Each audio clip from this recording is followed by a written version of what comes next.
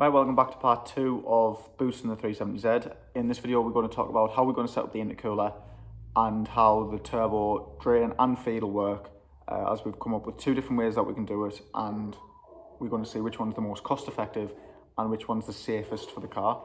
The first thing we're going to talk about is how the intercooler's not your most conventional intercooler. This is only going to be for a single turbo, as we've decided to go single turbo rather than dual or twins, whatever you want to call it. And this intercooler is sort of the perfect size and type for the build. Right, so the intercooler we've gone for is basically twin exits at the top, single entrance at the bottom. Now, this is a 3-inch pipe here and these are 2.25 inches.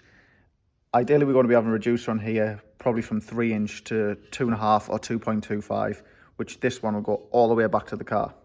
Now, these 2 top ones will then have the silicone hoses on, which will go up like that to the intakes. So imagine these are the Stirling Gen 3 intakes that come down. We're going to cut the ends off, and this will go onto the intercooler and back to where the original intakes are.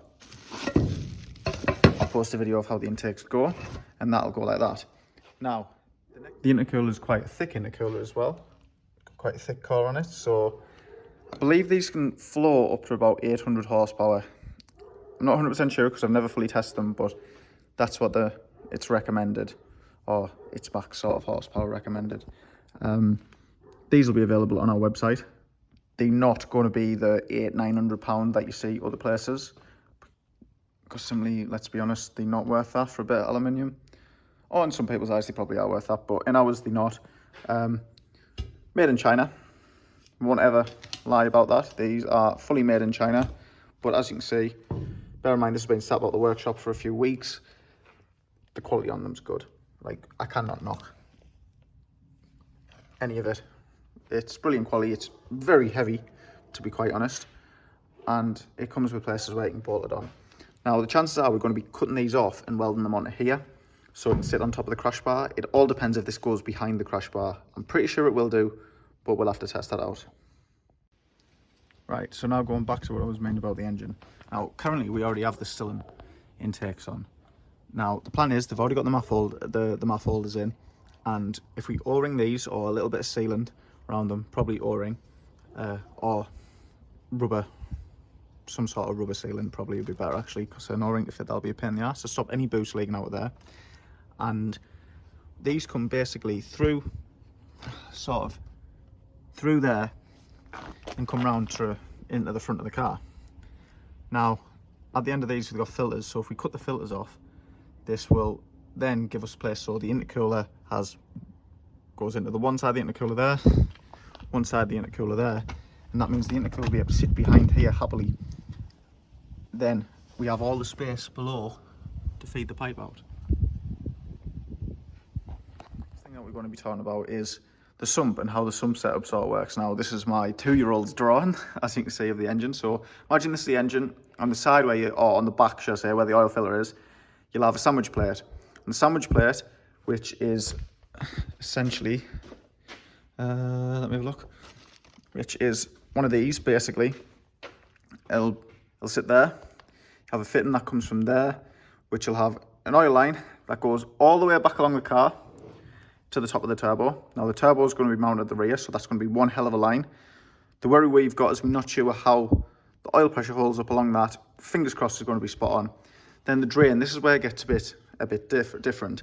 Now the drain, we're using AN10 hose. That'll come along to a scavenger pump that'll be wired in, I'm guessing, to the ignition or to somewhere that's live and keeps it constantly on when the car's on, and that'll feed the oil back to the sump.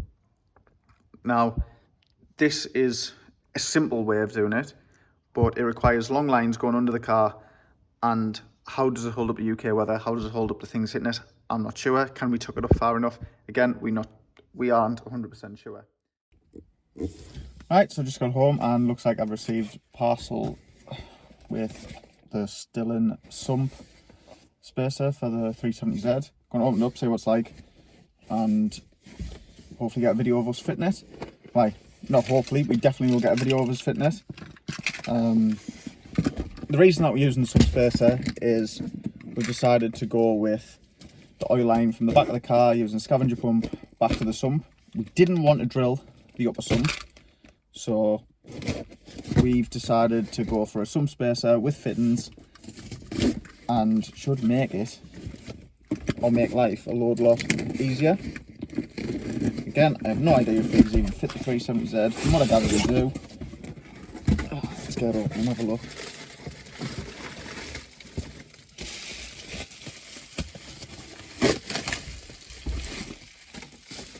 So that's basically the sump spacer.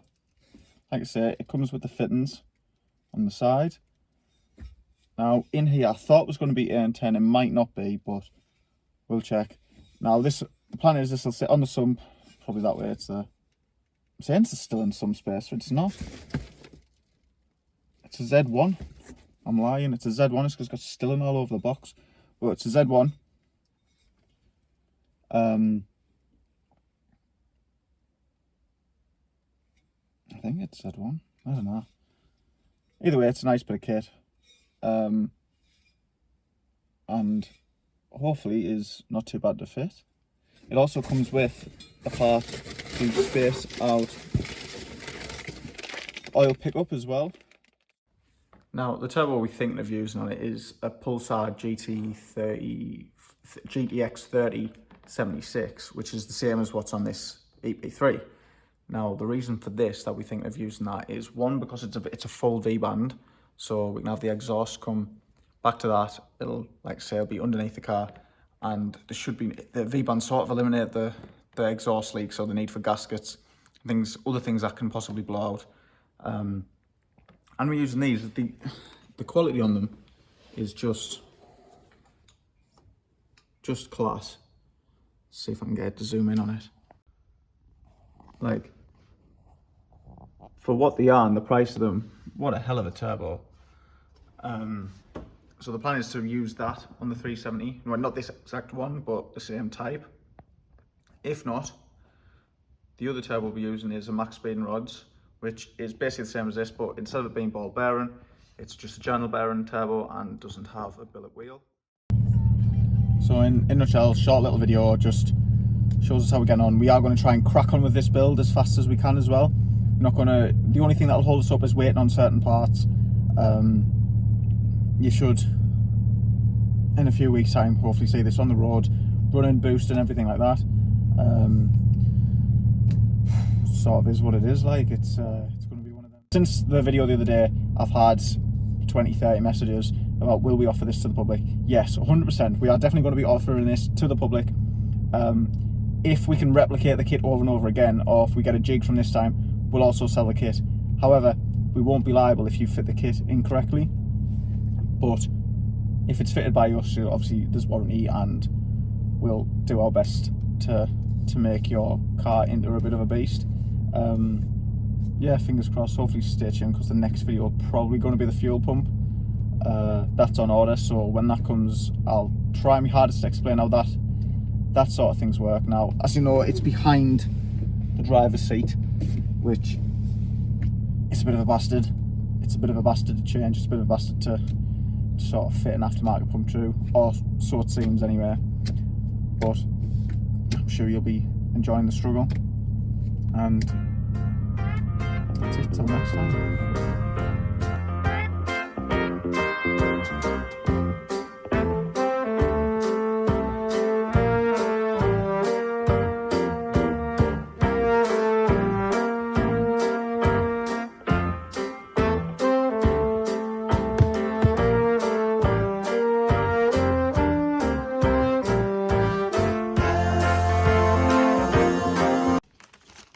the 370Z4 and want some wheels, we have some here.